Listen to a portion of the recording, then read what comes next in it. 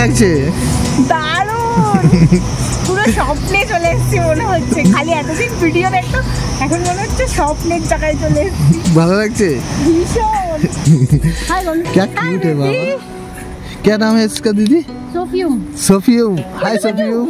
উমা, তুমি অমরেশপুরি নাকি? এ কি পায়রা নাকি? এ তো মাছ। আর পাচ্ছি না, অনেক খালি হাঁটাও।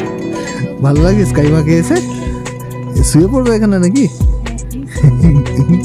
বালির সাথে ভুলে গেছো।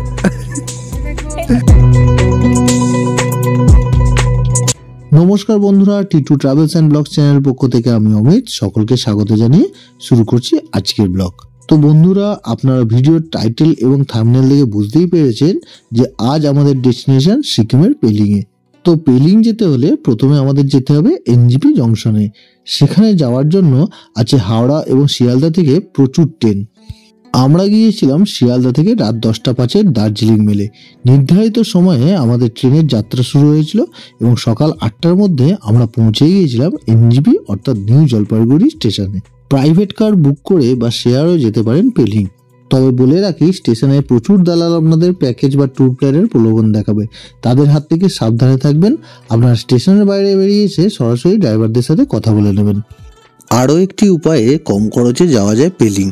এনজিপি থেকে শিলিগুড়ি এসএনডি বাস স্ট্যান্ডে আপনাদেরকে আসতে হবে।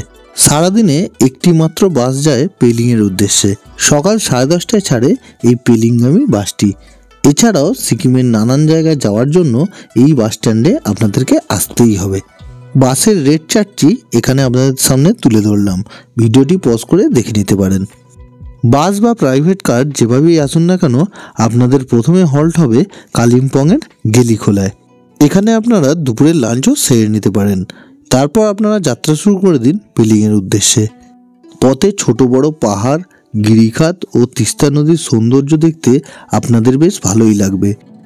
পেলিং আসতে আমাদের সময় লেগেছিল প্রায় 5.5 ঘন্টা। আমরা যখন পেলিংয়ে পৌঁছলাম তখন কাঞ্চনজঙ্ঘার ভিউ ছিল ঠিক এই রকম। পাহাড়ের রানীর পাশাপাশি আরও একজন স্বাগত জানালো আমাদেরকে। কি করছে গো? এটা আদর করো।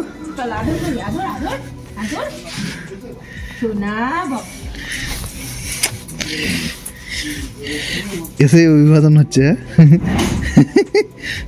কি আরাম খাচ্ছে। এরপর আমরা হোটেলে ফ্রেশ হয়ে রাতের ডিনার করে শুয়ে পড়েছিলাম পরের দিন তাড়াতাড়ি ঘুম থেকে ওঠার জন্য। তো নমস্কার বন্ধুরা, টিটু ট্রাভেল অ্যান্ড ব্লগে তোমাদের স্বাগত। আজকে আমরা রয়েছি পেলিংয়ে, কালকেই চলে এসেছি, তোমরা দেখেই নিয়েছো।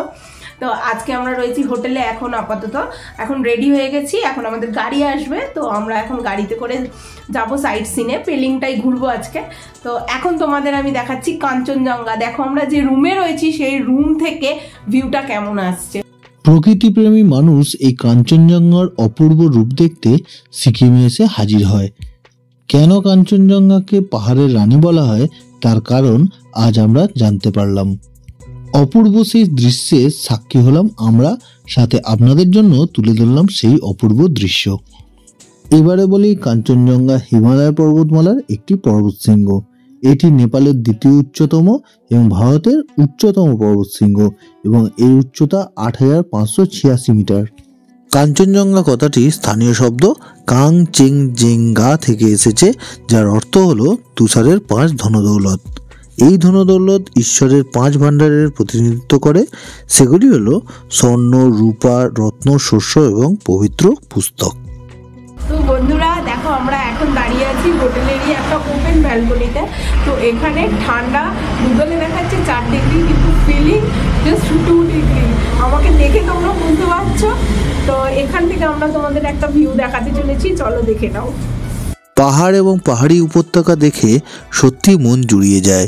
পাহাড়ের চূড়ায় জমে থাকা বরফ এবং তার উপর দিয়ে ছুঁয়ে যাওয়া মেঘের রাশি দেখে আপনাদের মন ভালো হবেই। পেলিং থেকে কাঞ্চনজঙ্ঘা এতটাই কাছে যেন মনে হয় আপনাকে হাতছানি দিয়ে সে ডাকছে।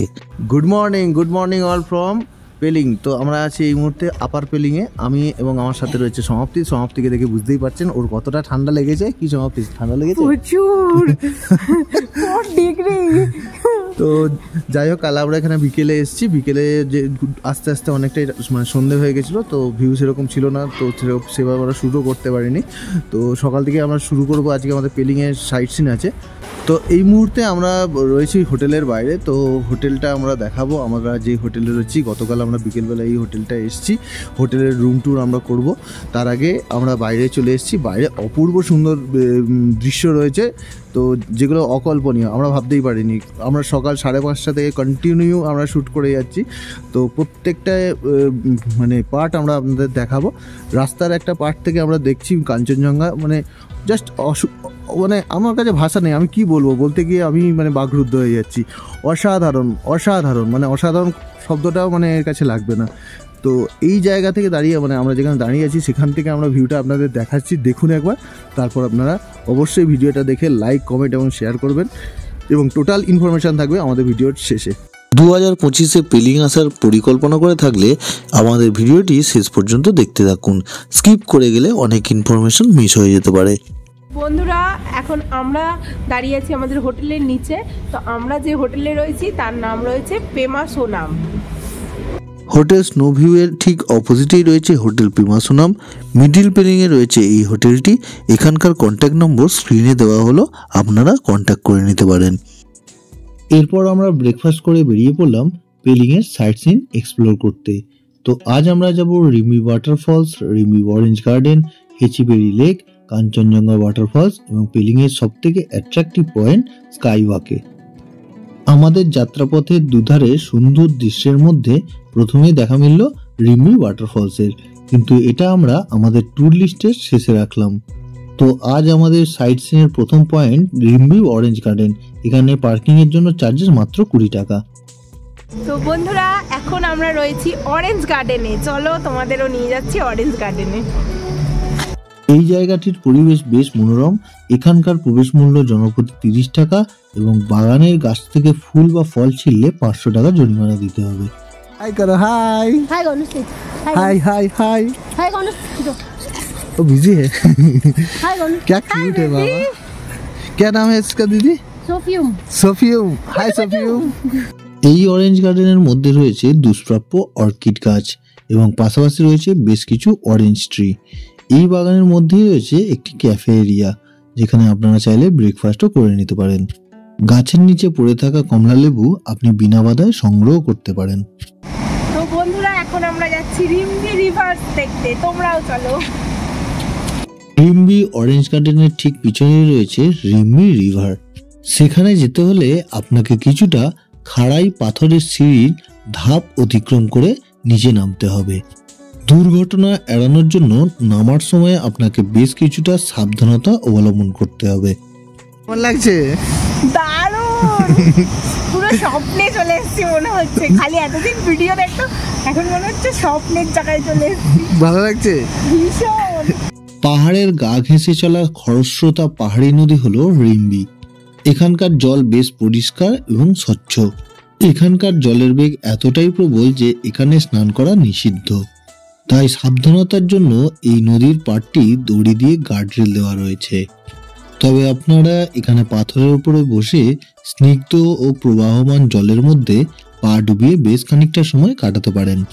ফটোশ্যুট এবং ভিডিওগ্রাফির জন্য এটি একটি আদর্শ জায়গা। পরিবেশের স্বার্থে আপনাদের কাছে আমাদের অনুরোধ, এখানকার পরিবেশটি স্বচ্ছ এবং সুন্দর রাখুন, কারণ পরিবেশকে পরিষ্কার রাখার দায়িত্ব আমার আপনার সকলের। কেমন লাগছে?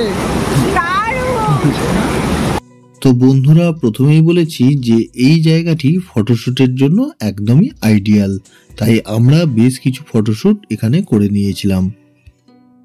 রিম্বি নদীর পাশেই স্থানীয় মানুষজন বিক্রি করছে কমলা লেবু, অরেঞ্জ জুস এবং অরেঞ্জ সিরাপ।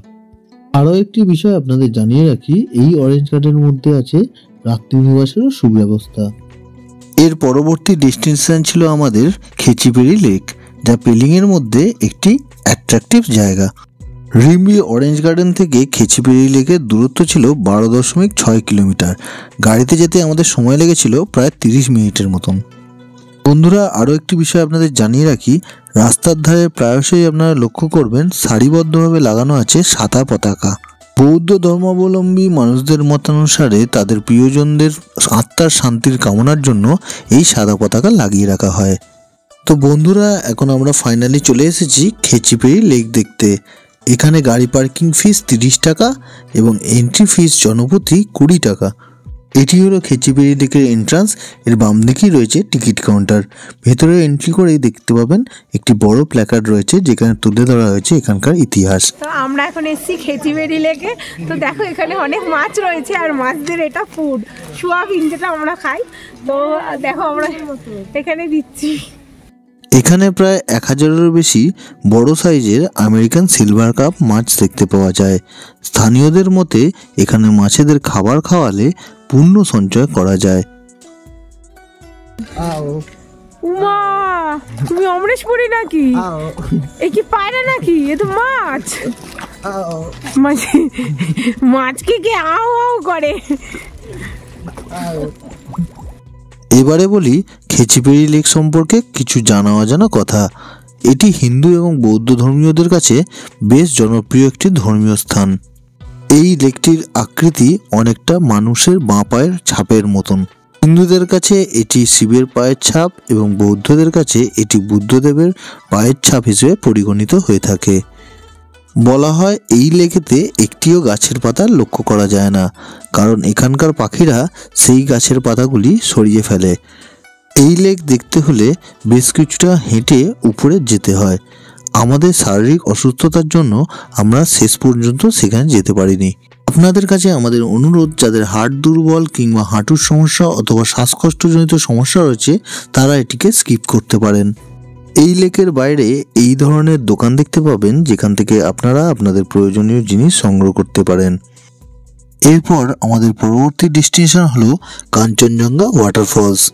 তো বন্ধুরা, নেক্সট ডেস্টিনেশনে যাওয়ার আগে আপনাদের কাছে আমাদের অনুরোধ, যারা আমাদের চ্যানেলে নতুন তারা অবশ্যই সাবস্ক্রাইব বাটনটা প্রেস করবেন এই ধরনের ইনফরমেটিভ ট্রাভেল ভিডিও পেতে, এবং ভিডিওটি ভালো লাগলে অবশ্যই লাইক করে আমাদের উৎসাহিত করবেন।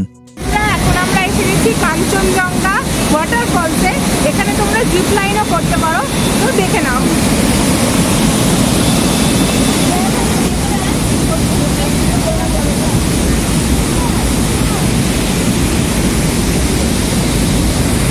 স্থানীয়দের মতে কাঞ্চনজঙ্ঘা ওয়াটারফলস সিকিম রাজ্যের মধ্যে সর্ববৃহৎ ওয়াটারফলস। এই ওয়াটারফলসটির উচ্চতা প্রায় 100 ফুট। এখানে আপনারা চাইলে জিপ লাইনও করতে পারেন এবং সেটি ভীষণই নিরাপদ। এই ওয়াটারফলস দেখতে আপনাদের এন্ট্রি ফিস লাগবে জনপ্রতি 20 টাকা এবং পার্কিং চার্জ ফিস 30 টাকা। জিপ লাইনের পাশাপাশি আপনারা এখানে সুন্দর সুন্দর পোজ দিয়ে ছবিও তুলে নিতে পারেন। আমরাও তাই এখানে সুন্দর সুন্দর ছবি তুলে নিয়েছিলাম। এই জায়গাটি সত্যি বলতে ফটোগ্রাফি এবং ভিডিওগ্রাফির জন্য একটি আদর্শ জায়গা। এখানকার পরিবেশ এবং ঝর্ণার জলের আওয়াজে আপনাকে বেশ উৎসাহিত করে তুলবে। তবে একটা কথা বলে রাখি, আমার মতন যাদের হাইট ফোবিয়া আছে তারা এই জিপ লাইনটি স্কিপ করতে পারেন। আর যারা সমাপ্তির মতন এইরকম জিপ লাইনের আনন্দ উপভোগ করতে চান তাহলে আপনারা এই জিপ লাইনটি অবশ্যই ট্রাই করবেন। অনবরত ঝর্ণার জল পড়ার জন্য এখানকার পাথরগুলি বেশ ভিজে অবস্থায় থাকে, কারণ সামান্য সতর্কহীন হলে আপনাদের জীবনে ঘটে যেতে পারে বেশ বড় দুর্ঘটনা। আমরা এখানে বেশ কিছুটা সময় কাটিয়েছিলাম, আপনারাও চাইলে এখানে বেশ কিছুটা সময় কাটিয়ে নিতে পারেন। এই ওয়াটারফলসটির পাশেই রয়েছে নানান ধরনের ছোট বড় দোকান এবং ফুড স্টল। এখানে জিপলাইন বা ট্র্যাভার্সিং করতে খরচ পড়েছিল জনপ্রতি 100 টাকা। তো বন্ধুরা, আপনারা দেখতেই পেলেন আমরা যে কীভাবে এখানে সিকিমটা ঘুরলাম। তো সিকিম ঘোরানোর পেছনে একজনের বড় অবদান না বললেই নয়, সেটা হচ্ছে আমাদের ড্রাইভার দাদা। ড্রাইভার দাদা আমাদেরকে প্রচণ্ড হেল্প করেছেন এবং ড্রাইভার দাদা যেখানে যেখানে ঘুরিয়েছেন প্রত্যেকটা সুন্দর জায়গা। ঠিক আছে, আপনারা এরকম পয়েন্ট অফ ভিউ দেখার জন্য এই দাদার সাথে কথা বলুন। তো দাদার ব্যাপারে ডিটেলস বলতে দাদা নিজের মুখেই বলবেন, তো সেটা একটু দেখে নিন। নাম क्या है? हेलो, मैं हिंदी में बोल रहा हूँ। हाँ, बोलिए। आशीष गजमेरे। अच्छा, मैं बेसिकली यहाँ पेलिंग से हूँ। अच्छा, तो जितना भी है आप लोग कोशिश कीजिए कि सिक्किम में घूमने का प्लान करके आ सकते हैं, मेरे साथ भी आ सकते हैं, मतलब एजेंट के थ्रू भी आ सकता है। तो मैं आप जितना भी कोशिश करता हूँ आप लोग को अच्छे से घुमा के, मतलब Sikkim NJP to NJP Sikkim जितना भी है टूर मैं करवा सकता हूँ। और जितना भी है खुश करके मैं रिटर्न कर सकता हूँ। और मेरा नंबर है 9593770587 है।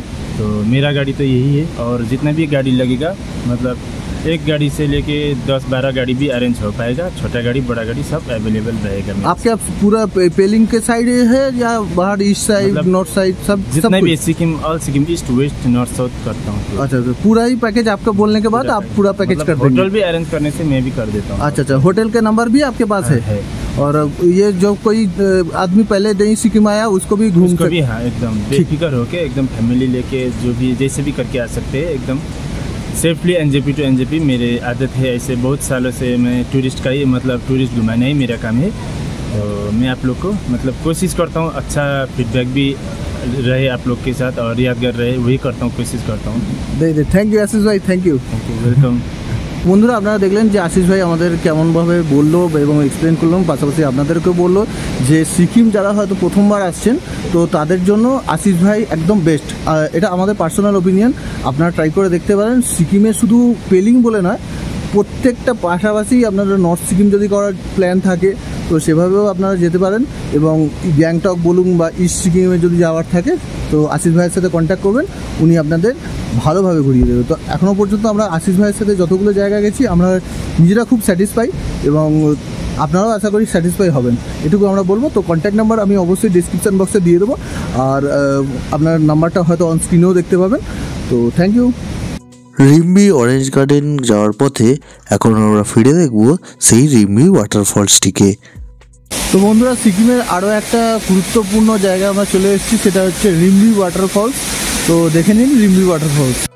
রিম্বি ওয়াটারফলস সিকিম রাজ্যের মধ্যে ছোট ঝর্ণাগুলির মধ্যে অন্যতম।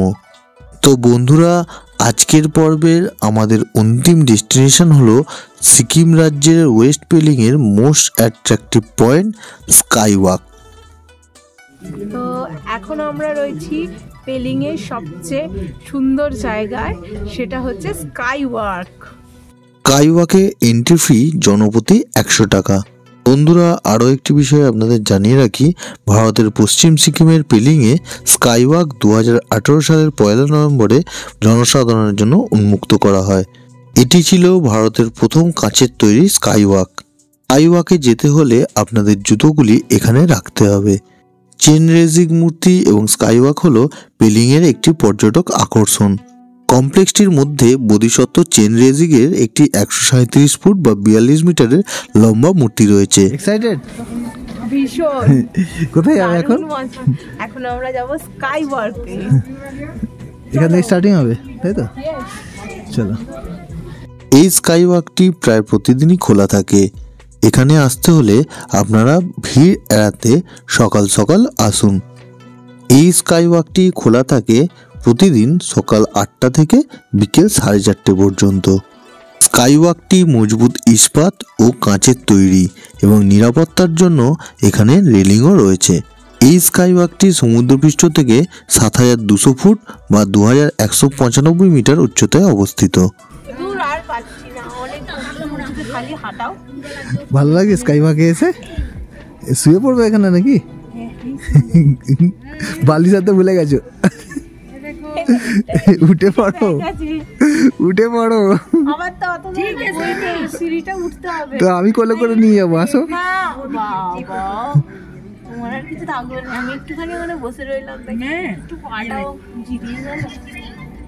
তবে একটা বিষয় বলে রাখি, আমাদের কোথাও মনে হয়েছে যথাযথ রক্ষণাবেক্ষণের অভাবে কাঁচগুলির স্বচ্ছতা কমে গিয়েছে এবং রেলিংগুলির বেশ কয়েকটি জায়গায় মরচে ধরে গিয়েছে। আশা রাখবো এখানকার কর্তৃপক্ষ আগামী দিনে এই বিষয়টির উপর বিশেষভাবে নজর রাখবেন। স্কাই ওয়াক একটি বৌদ্ধ তীর্থস্থান। স্কাই ওয়াক বাতাসে হাঁটার অনুভূতি দেয়। নিচের উপত্যকার একটি স্ফটিক স্বচ্ছ দৃশ্য আপনারা দেখতে পাবেন। স্কাই ওয়াক হলো একটি শ্বাসরুদ্ধকর দৃশ্য এবং উদ্ভাবনী নকশার জন্য একটি জনপ্রিয় আকর্ষণ। এখন আমাদের ওই সিঁড়িটা উঠে ওপরে যেতে হবে। অনেকগুলো সিঁড়ি না? অনেকগুলো সিঁড়ি। চেন রেজিংয়ের মূর্তি পর্যন্ত আপনাদেরকে প্রায় 150টিরও বেশি সিঁড়ি অতিক্রম করতে হবে। বন্ধুরা, যাদের হার্টের সমস্যা বা শ্বাসজনিত সমস্যা রয়েছে তারা এটি স্কিপ করতে পারেন, কিন্তু একটু ধৈর্য বা মনোবল নিয়ে যদি আপনারা এই সিঁড়ি অতিক্রম করেন, কথা দিলাম আপনারা নিরাশ হবেন না। উপর থেকে পেলিং শহরের ভিউ দেখে আপনাদের মন সত্যি আনন্দে ভরে উঠবে। চেন রেজিংয়ের মূর্তির ভিত্তিপ্রস্তরটি 2009 সালে স্থাপন করা হয়েছিল এবং দলাই লামার আশীর্বাদ করেছিলেন। সাঙ্গা চোয়ালিং মঠটি 17 শতকে লামা লাহাতসুন চেম্পো দ্বারা প্রতিষ্ঠিত হয়েছিল। তো বন্ধুরা, প্রথমেই বলেছি যে এই মূর্তিটি 137 ফুট বা 42 মিটার লম্বা, যা বিশ্বের সবচেয়ে লম্বা চেন রেজিং মূর্তি। এই মনিস্ট্রিটির পাশে থাকা উদ্যানটি বেশ সুন্দরভাবে রক্ষণাবেক্ষণ করা হয়ে থাকে। এই মনিস্ট্রির ভিতরে ফটোগ্রাফি বা ভিডিওগ্রাফি করার অনুমতি নেই, তাই আমরা আপনাদেরকে এই মনিস্ট্রির ভিডিও দেখাতে পারলাম না। তবে এই মনিস্ট্রির উপরে ওঠা সিঁড়ি আছে, আপনারা উপরে উঠে পেলিং শহরের সৌন্দর্য উপভোগ করতে পারেন। তো বন্ধুরা, কেমন লাগছে আমাদের ভিডিও? আমাদের ভিডিও যদি আপনাদের ভালো লেগে থাকে তাহলে অবশ্যই ভিডিওতে লাইক দিয়ে আমাদের উৎসাহিত করবেন। আর ভিডিওটি আপনাদের কাছে ইনফরমেটিভ মনে হয়ে থাকলে বন্ধু বান্ধব ও প্রিয়জনদের সাথে শেয়ার করবেন। আর আমাদের চ্যানেলে নতুন হলে সাবস্ক্রাইব করে আমাদের পাশে থাকবেন। আশা করব আগামী দিন আমরা আপনাদের আরও সুন্দর সুন্দর ভিডিও উপহার দিতে সক্ষম হব। বন্ধুরা, আরও একটি বিষয় আপনাদেরকে জানিয়ে রাখি, ভারতের মধ্যে সিকিম একটি ছোট রাজ্য হওয়া সত্ত্বেও এটিকে গ্রিন স্টেট বলা হয়ে থাকে। তার কারণ হলো এখানে দূষণের হার খুবই নগণ্য এবং প্লাস্টিকের ব্যবহার এখানে একেবারেই নিষিদ্ধ। তো বন্ধুরা, এই ছিল আমাদের সিকিম ভ্রমণের পেলিংয়ের প্রথম পর্ব। দেখা হচ্ছে পরবর্তী পর্বে। তো টিল দেন, বাই বাই। তো বন্ধুরা, ফাইনালি আমরা চলে এসেছি নমস্কার, টিটু ট্রাভেল ব্লগ এটাকে বলবো। এখন আমরা রয়েছি স্কাই ওয়ার্কে। এখন আমরা রয়েছি পেলিং এর সবচেয়ে অ্যাট্রাকটিভ জায়গায়, তা হচ্ছে স্কাই ওয়ার্ক। স্কাই ওয়াক নয়, স্কাই ওয়াক।